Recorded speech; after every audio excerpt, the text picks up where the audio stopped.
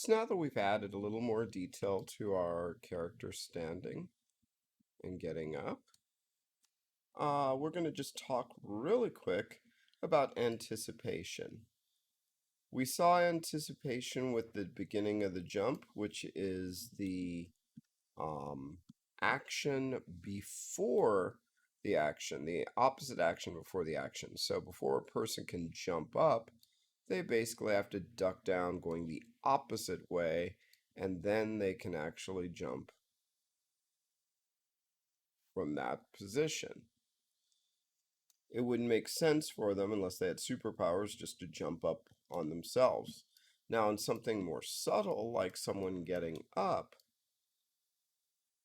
they can do this, but it emphasizes it a little bit more if we can actually show a motion before getting up. So if we look at just this character getting up,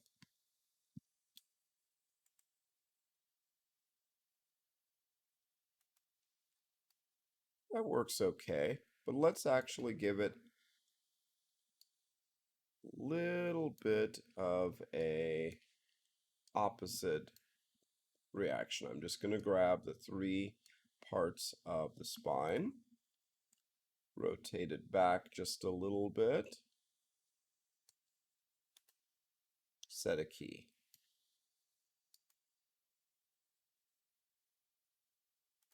And so what we have here is like pushing themselves up,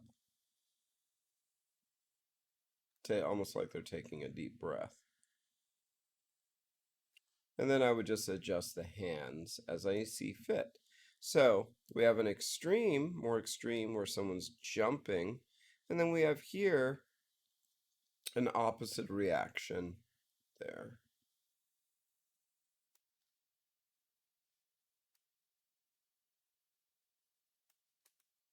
Now suppose we apply more actions to this. So now he has, and we'd want to adjust those hands a little bit. Let's go back.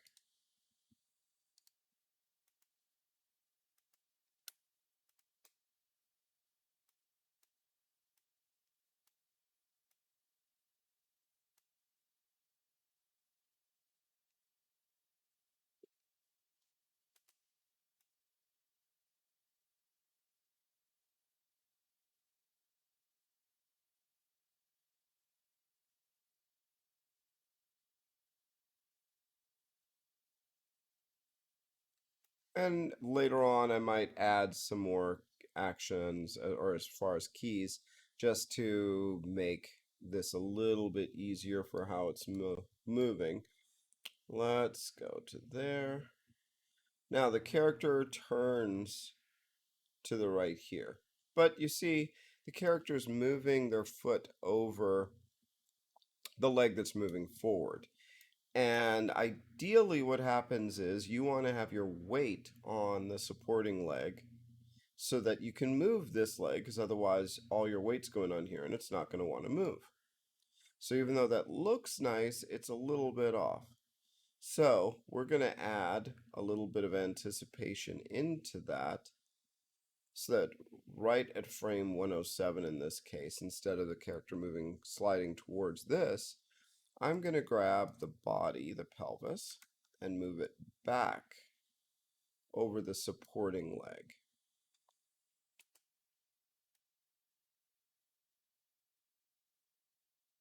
And we see it's subtle, but what happens is it's more realistic. The character's putting their supporting weight on this leg so that they can push off of it and that they won't fall off, and that there's less weight so it's easier to move this leg. I can exaggerate that a little bit more if I want.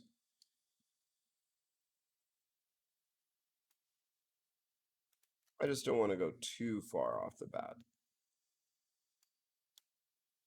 And we would pull this a little bit further out. That should be good. But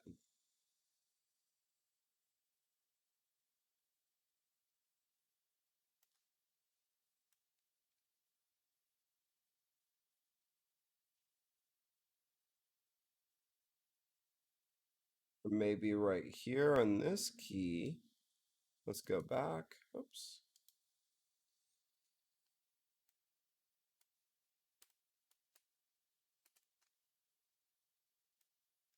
Might exaggerate that first step a little bit. And then when I come down, have a little more force. So you see, pulls over, boom.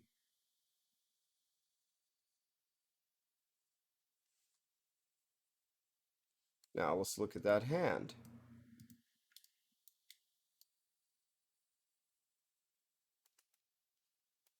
It's penetrating the body, and we aren't really getting maybe that arcing motion that we want to have.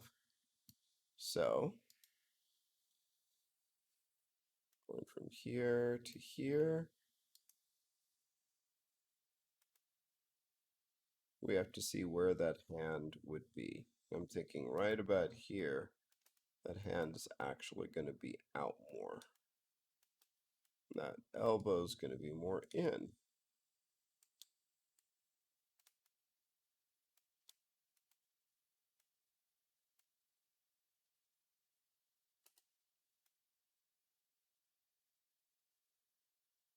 Now the hand is doing more of an arcing motion around to come forward.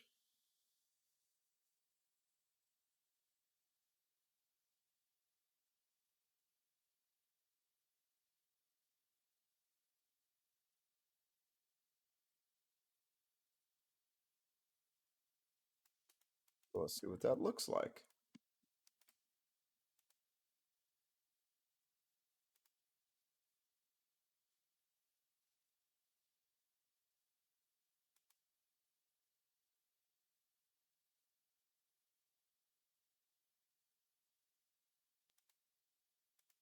There we go. And remember, anytime I want to speed things up, I will grab those keys, shrink them in a little, right click, snap.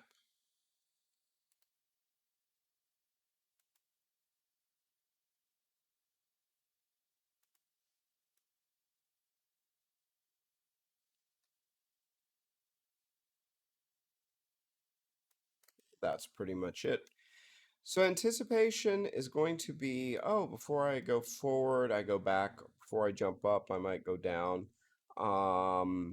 My head kind of going um, into a certain direction to add just a little bit more of a, a whip to it.